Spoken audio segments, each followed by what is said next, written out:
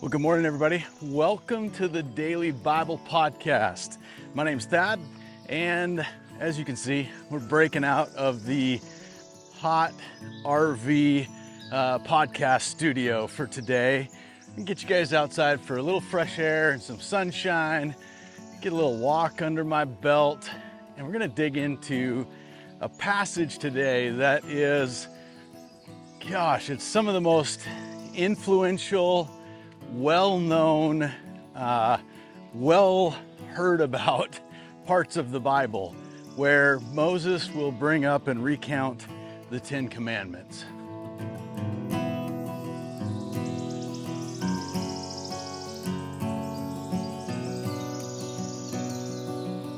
So we're working our way through the book of Deuteronomy, and today we've come to an important place in Moses's retelling of events to the Israelites.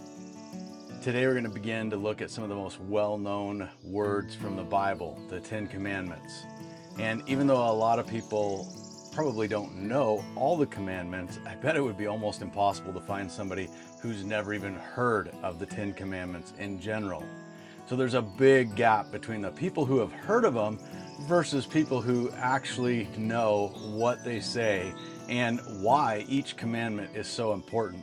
And that's a gap that I hope we're able to close in the days to come as we look at each one of these line by line, unpacking what God said, who He said it to, and why it was so important for them to understand and follow these instructions.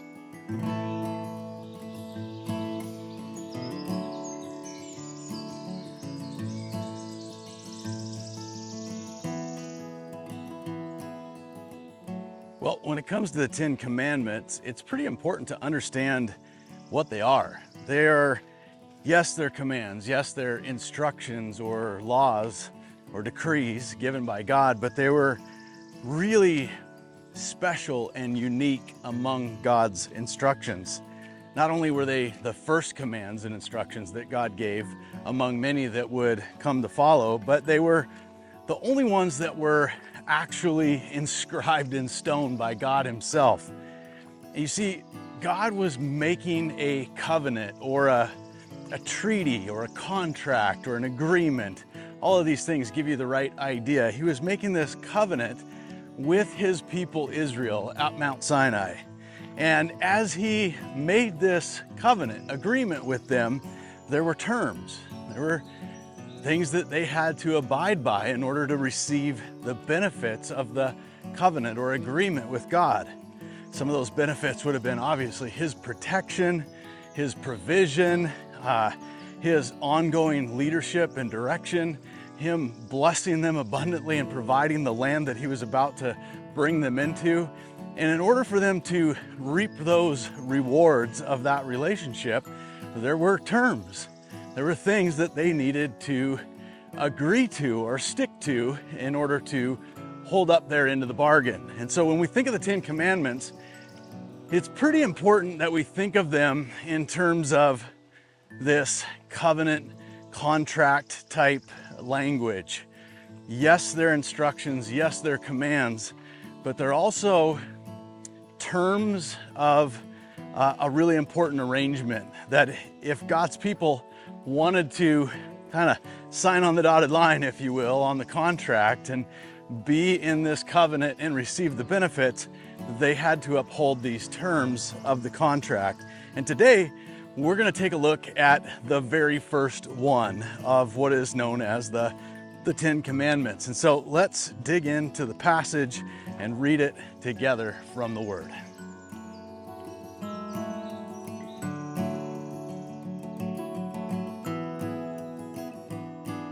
Moses called all the people of Israel together and said, "Listen carefully, Israel.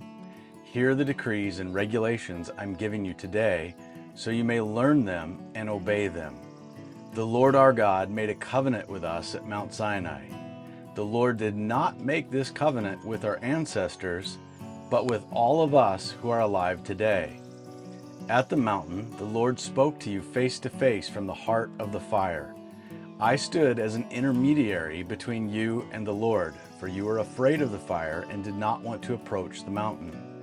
He spoke to me, and I passed his words on to you. This is what he said. I am the Lord your God, who rescued you from the land of Egypt, the place of your slavery. You must not have any other gods but me.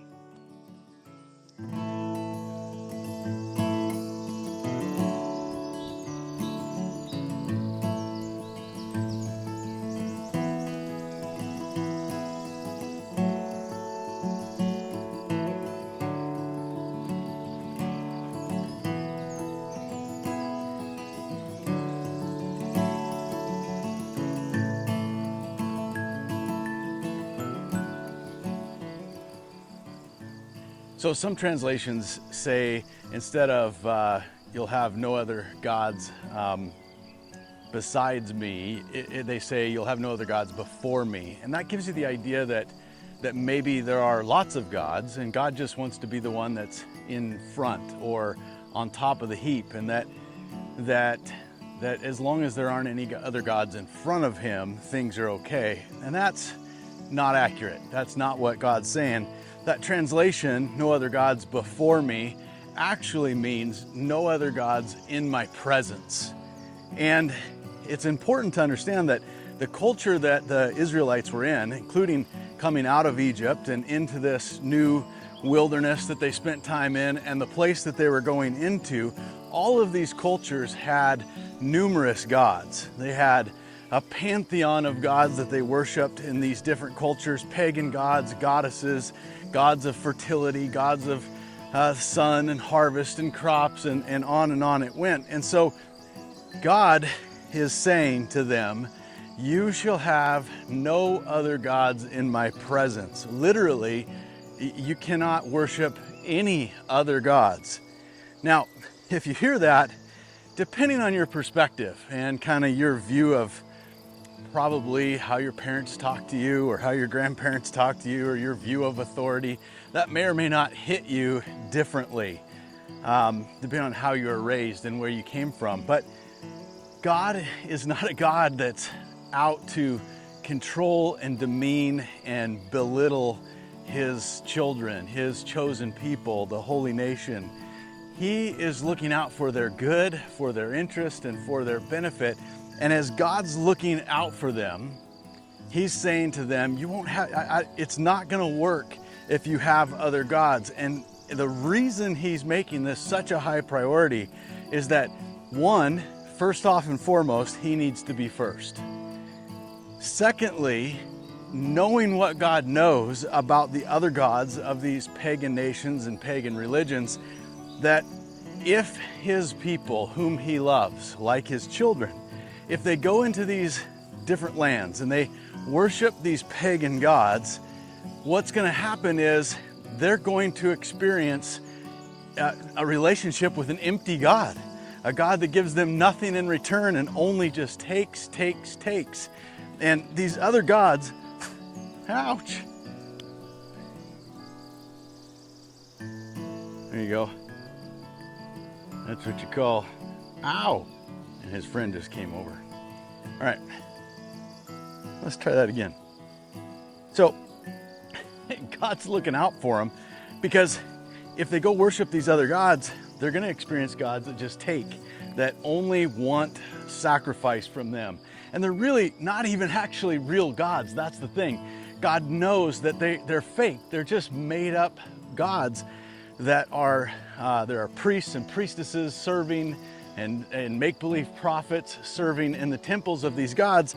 And really, they're just money-hungry, power-hungry, control-hungry, sex-hungry posers that are only going to hurt his kids if they go and start getting into worshiping these other gods. And so God's saying to them, for their protection, that he wants them as his own special possession, as a treasured nation, a holy priesthood.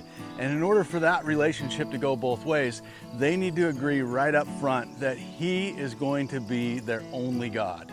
They will have no other gods besides him, to maintain their pledge of loyalty and fidelity to him, as well as for their protection, so they don't get taken to the cleaners and abused and manipulated and controlled by fake priests worshiping fake gods.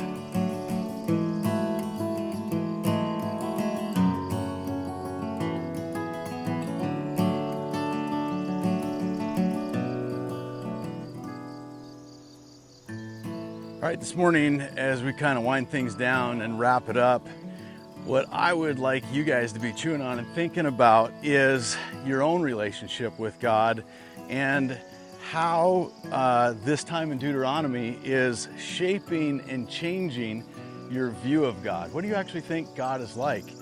What did you think God was like before you started into this study? And as you heard some of the things today, is it changing or shaping your opinion or perspective on who God is and what God's like? And based on that, how is it changing your idea about your part in your relationship with God? Is there anything that is sticking out to you? Is there anything God's saying to you today in terms of your part, the decisions that you have to make in obeying and following through on God's command to have no other gods besides Him? And why would He have such a command? I mean, as you chew on that and think about it, how does that change your attitude? How does that change your perspective in terms of obeying God in that regard? So, good stuff for you guys to think about. As always, dig into the description for this video. You'll find more information there. For those of you that are really visual and you like to read, you'll find details in there to follow along with, as well as questions to help you guys prompt you in your time journaling and studying, as well as for discussion starters for your journey groups. So, as you can probably tell, I am not live this morning.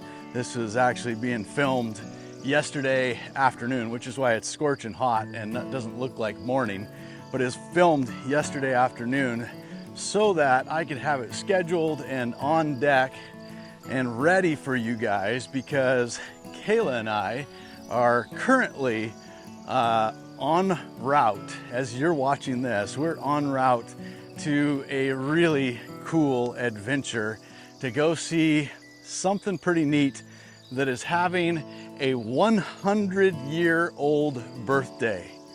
And so you're just gonna have to wait and see how that shows up, whether it's in another episode of the Daily Bible Podcast or a different video, or how it's gonna come to play. I haven't been there yet. I don't know a whole lot about the situation, so I can't even leak much about it because I just don't know, except it's gonna be 100 years old.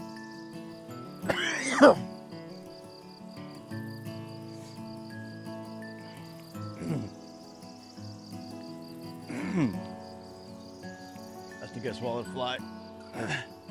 I might die. Somebody find me a spider to swallow inside him, get the fly. If you know the rest of the song, start singing it. That's it. Goodbye.